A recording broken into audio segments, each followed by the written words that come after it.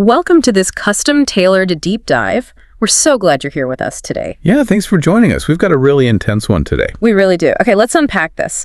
Today, we are looking at a stack of raw, unfiltered source material from Viola Davis's memoir, Finding Me.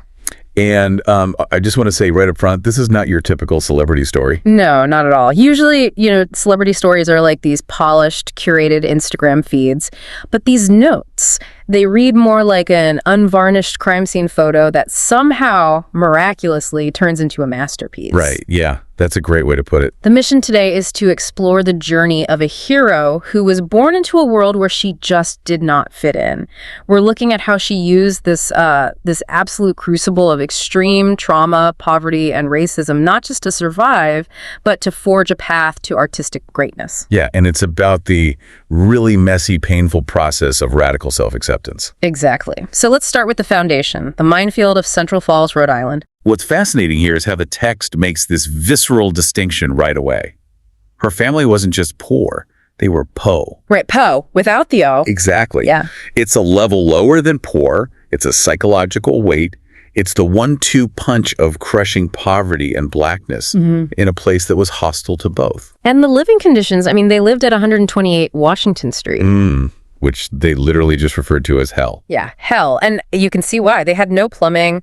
They had to use buckets for toilets. And during those brutal Rhode Island winters, they often had sub-zero temperatures inside the apartment because they had no heat. Right. But honestly, the detail that just stopped me in my tracks was the rats. Oh, God, yeah. The rat infestation. It was so rampant that the rats literally ate the faces off of Viola's dolls. Just imagine being a kid and that is your baseline for safety. It's unimaginable. But then, she goes outside and it's somehow worse. Right, the neighborhood gang. Yeah, she was chased and violently bullied every single day by this gang of white boys. But the leader of the gang, this is where the psychology gets so twisted. The leader was a Cape Verdean boy. Right, a black boy. Exactly. But he vehemently identified as Portuguese. He basically hated his own blackness and projected all that violent self-hatred directly onto Viola. Wow, so she's getting it from literally every side. And then she goes back home to hell, and there's the domestic violence. Yeah, her father, Dan, he would go into these terrifying... Mother May Alice is such a complex figure here. She really is, because outside the home, May Alice was a warrior. She would ferociously fight neighborhood bullies like this family called the Bullfrogs. Right, she'd literally fight them in the street to protect her kids. Exactly. But inside the home, she would just passively accept this brutal abuse from her husband. You'd think an environment this volatile would just crush a person's spirit entirely. Oh, absolutely. It's like living in a pressure cooker with no valve. How does a child even process that level of constant threat without completely shutting down? Well, when you're trapped in a pressure cooker like that, you have to create your own valves. You just have to. And for Viola, that valve was her siblings. Right. Her sisters, Diane, Anita, Dolores, and later Danielle, they didn't just act like a family. They operated as a literal platoon. Here's where it gets really interesting. Because they were basically like a special ops team navigating a war zone. Yeah, they really were. And their primary weapon for survival was the magic of make-believe. Which brings us to the park skit contest. Oh, I love this story. So the sisters decide to enter a local park skit contest. And they are operating on a grand total budget of $2.50. $2.50. And they put on this flawless, hilarious parody of Let's Make a Deal and Sanford and Son. Right, and they end up winning first place. And the prize is this cheap plastic red bat, which again, special ops team, they didn't use that bat to play baseball. No, they used it as a weapon. Yeah. There's this visceral anecdote where a massive rat is inching toward their sleeping mother's open mouth. It's like something out of a horror movie. Literally. And they take that exact prize bat and they just smash the rat flat. It's so poetic, in a dark way. The very prize they won through their art and imagination became a literal tool to keep them alive. Wow. Yeah, that's incredibly heavy. But they also use their imagination just to drown out the noise, right? The fighting. Exactly. They had this game called Jaja and Joggy. Right, where Viola and Dolores would pretend to be these rich, diamond-wearing Beverly Hills matrons. Yeah, they put on these personas to just mentally escape the sounds of their parents fighting in the next room. But, pretend games in a rat-infested bedroom can only get you so far. Right. Eventually, you need a real ticket out. And for Viola, the catalyst for that was seeing Cicely Tyson. Yes. Watching the autobiography of Miss Jane Pittman. On a broken TV with a foil antenna, no less. I mean, you can picture it perfectly. Yeah. And seeing a dark-skinned black woman centered and celebrated on screen, Viola said it was like a hand reaching out to pull her from the dark. It showed her that the make-believe didn't just have to be a coping mechanism. It could be her literal escape hatch. Right. It was her call to adventure. Which leads her to the upper band program and this acting coach, Ron Stetson. And Stetson does something so profoundly simple but life-changing. He just looks at Viola and her sister and tells them that they are beautiful. Wow. After a lifetime of the world telling her she was ugly and worthless. Yeah, it completely shattered her worldview. It gave her permission to take up space. But, deciding to become an actor didn't magically fix the poverty. Her time at Rhode Island College sounds grueling. Oh, it was a brutal hustle. She was juggling 4 jobs just to stay afloat. 4 jobs and taking 3 unreliable buses in freezing weather just to get to a shift as a telemarketer. And on top of that, she was starving on the weekends because her college meal plan didn't cover Saturdays and Sundays. It's just relentless. But she pushes through and enters the arts recognition and talent search. Right, this massive national competition. And she wins a spot. The visual of her finding out is so cinematic. Her mom, May Alice, literally sprinting down the street wearing Viola's brother's oversized shoes. Because she couldn't find her own. Right. And just waving this Western Union telegram in the air. It's a beautiful moment.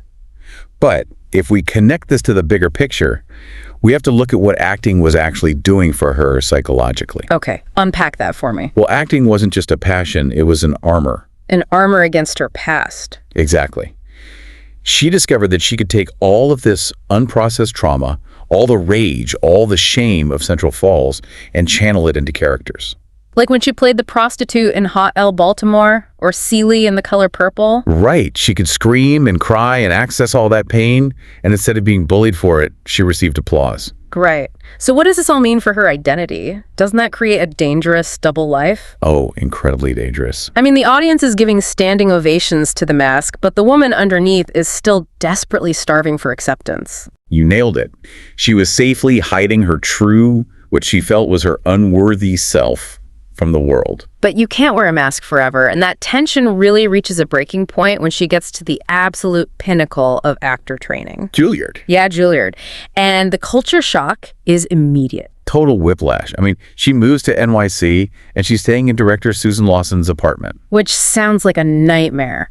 It was a 450-square-foot apartment, completely mouse-infested, with a bathtub right in the middle of the kitchen. Yeah, a stark contrast to the prestige of Juilliard, to say the least. And her audition hustle was just as frantic. Right. She only had a 45-minute window to do her Juilliard audition because she had to catch a train back to Rhode Island for a play. She gets in, obviously, and joins Group 22, but the demographic reality there is shocking. Yeah, she was part of what they call the Black Caucus. Out of 856 total students at the school, there were only 30 black students. And the curriculum was just suffocating for her. This raises an important question about institutional training versus authentic artistry. Because they forced her into these corsets and European wigs that literally wouldn't even fit over her braids. Right. And there was a strict ban on performing jazz or gospel or any ethnic material. It's like they took a brilliant, raw jazz musician and forced them to sit in a chair and only play classical sheet music. Exactly. You entirely lose the soul that made the music great in the first place. Juilliard's unspoken objective back then was essentially to mold a perfect white actor. Which meant demanding Viola erase everything that made her who she was. Right. Erase her dark skin, soften her deep voice, and bury the very trauma that fueled her brilliance. But this leads to this incredible rebellion during the school's Martin Luther King celebration. Yes. The one time they were allowed to perform non-classical material. Viola gets up and delivers this fierce monologue about a runaway slave in the Caribbean who is forced to carry a rotting dead body on his back. And she uses it to directly challenge the audience, right? Exactly. She's challenging the entire institution about the burden placed on black people in a culture that just constantly weighs them down. It was brilliant. But realizing that erasing her blackness in her past was slowly killing her art, she needed a radical intervention. She needed to reclaim her spirit. And that happens when she wins a $2,500 scholarship. To travel to the Gambia in West Africa. Yeah. And the notes describe this trip as a total sensory explosion. She steps off the plane into this Africa hot weather. The vibrant colors, the smells, and spending time with the Mandinka tribe. And the turning point is when she witnesses the Lingon dance. Right, the dance of the bird in flight. As she's watching these women dance, she notes that the earth literally seemed to move. Wow. It gave her this profound sense of divine connection.